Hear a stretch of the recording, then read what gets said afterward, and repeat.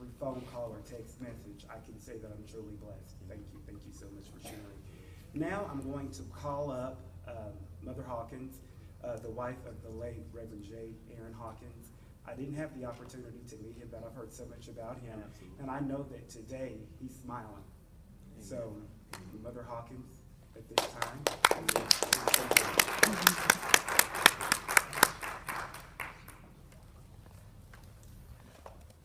Good morning, everybody. Good morning. Good morning. I can still say that because it's just a bit after 11. Yes, yes. But, you know, it gives me pleasure to stand here. It's an opportunity.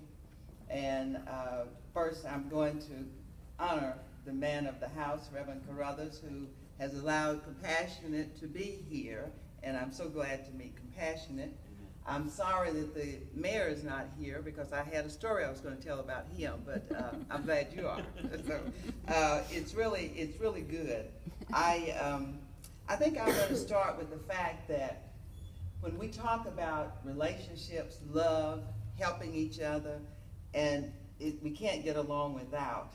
I can remember back 1959 when I came here as a student at the University of Arkansas. When I came here at the University of Arkansas, we had a house called Garland House. It was located on Garland Street. And there were 6 females. That was where we lived. And the men, of course, had to live in the community or with facilities that had jobs for them. So I'm saying that to say, look where we are now. Fayetteville was probably 250, maybe black people here. And now what can we say? We have thousands. Not only here in Fayetteville, but we can look at all the other neighboring places. And so it's just like pepper. And each generation we get more and more. Each denomination we get more and more. So we are here, we're adding to the numbers, so it's making it more convenient for us to deliver the message that we need each other to get where we're going. And that's really important to me. My husband was one of, I call him a visionary, because when he came here, which I was discouraging it, he was a friend of mine at the time. I didn't know I was going to marry him, but anyway, I was like, ooh, you coming to Fayetteville? Are you ready? Well, I'm glad he came to Fayetteville because he looked at improving the community. He was a community-spirited man. He was a people's man. He wanted everybody to work together and get together and be together. And mentioning Martin Luther King, we called it at that time Martin Luther King Planning Committee, Northwest Arkansas. And it started from the St. James Church. Because he looked at it, we would go to Fort Smith to those banquets, and he looked at that and he said, why don't Northwest Arkansas have a Martin Luther King banquet and activities? And I said, well, I don't know, let's see, you know. So guess what? He got members together and they grouped, decided what the plan was going to be and how they were going to do it, and we got started. And our first banquet was at the Hilton at that time in 1996. So here we are.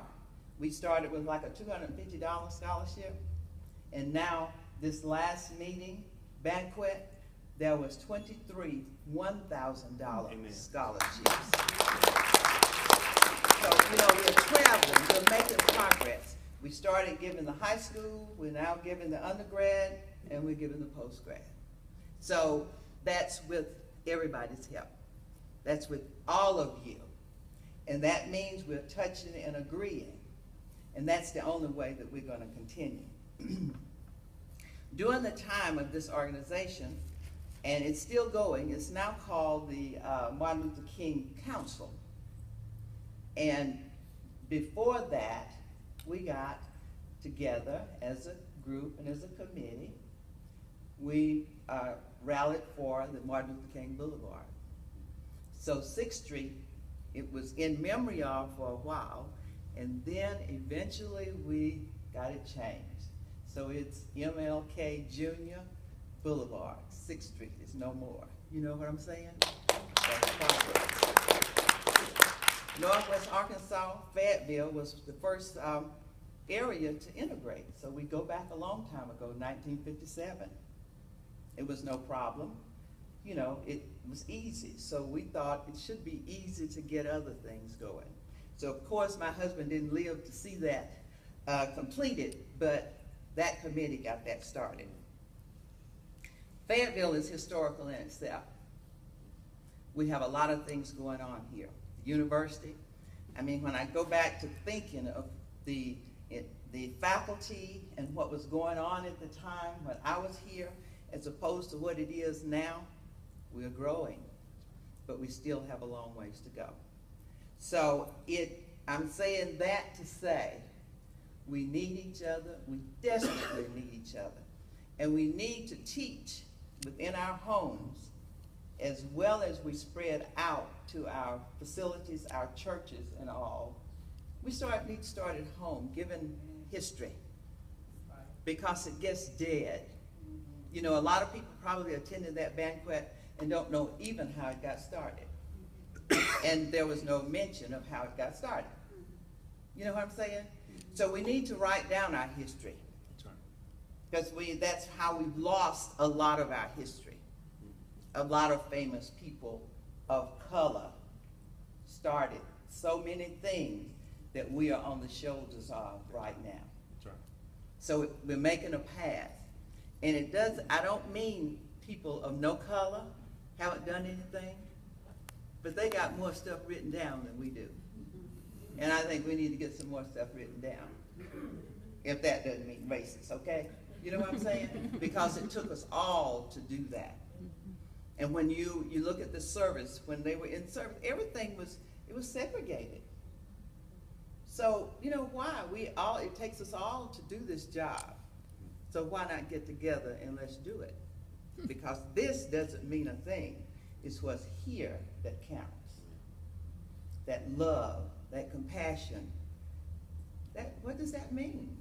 That means I'm not looking at what color you are, but I am looking at how you embrace me, how you love me, how you smile, and how you talk with me. You know, I'm looking at all of that. And it makes you feel good. A hug. It's not being afresh. You know, in the church we say, you know, you have to give the right kind of hug so you won't be intrusive. You know what I'm saying? But it still means that we're touching. Right now, you know, technology is taking over.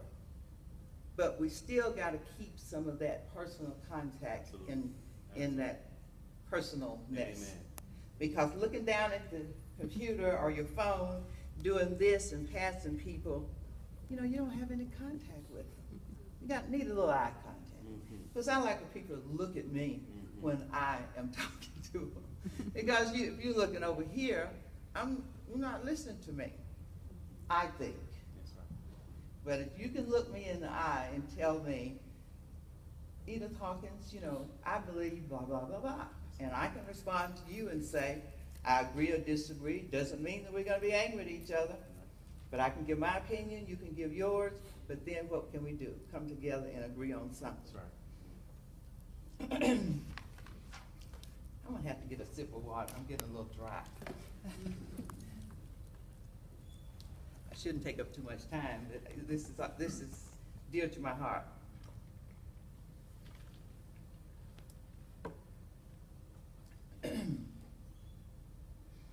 We have on campus now the Silent building. You know, how many people know who that was, what he was, you know? Good. That needs to be passed on. We mentioned Dr. Clark, who's here with us. I mean, come on, Dr. Clark's been over that for years and made a statement, made a stand. A lot of people love her. A lot of people may not know her. And they need to know Dr. Clark.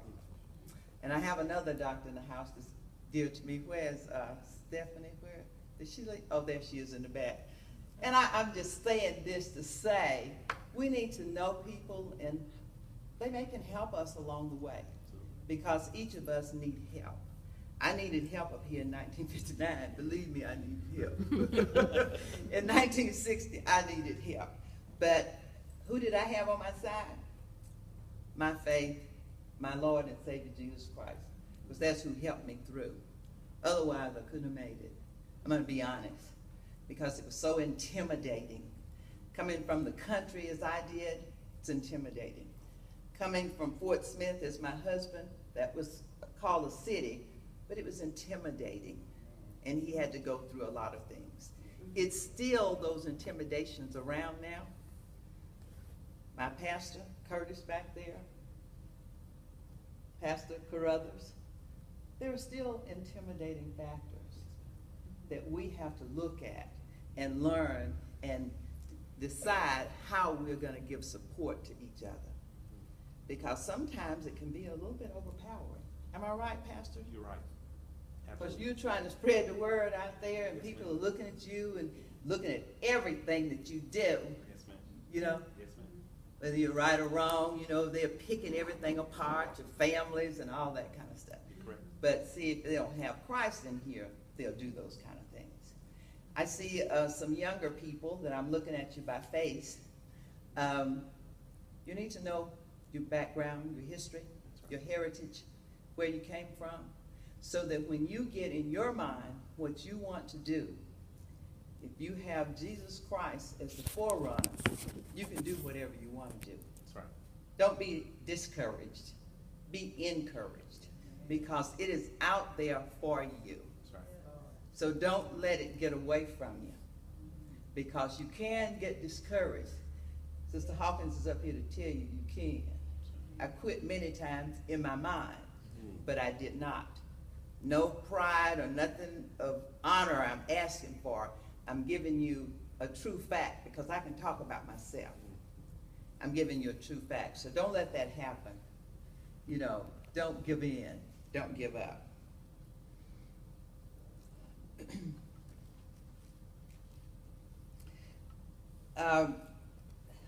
DeAndre mentioned the churches.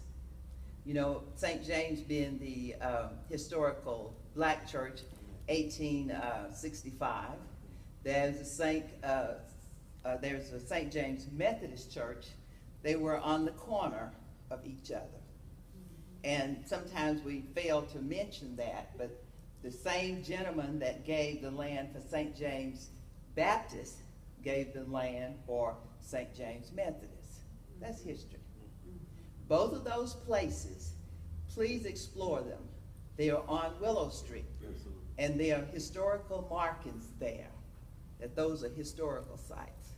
So young people, just explore that. It doesn't take you but a little bit off of 71 Business, going east, down Rock Street there, turn to your left, and you'll see St. James. You'll see on the corner that historical marking, and then a block further, you will see the St. James Methodist Church historical marking. Their church, it seems to have stayed the same. Of course, we built on, tore down, even during my time, and built others. And excuse me. And now we have bought another church someplace else, but the historical site remains. Yeah. That doesn't leave. That is history. I didn't mention, and I should add, Combe Street. Stay on Willow Street, going south. They have a beautiful edifice there. So people of different faiths, you know, we have the variety here. We have the dwelling place, you've already mentioned, restoration, you know, we have, it's grown. That wasn't here these years back when I'm talking about.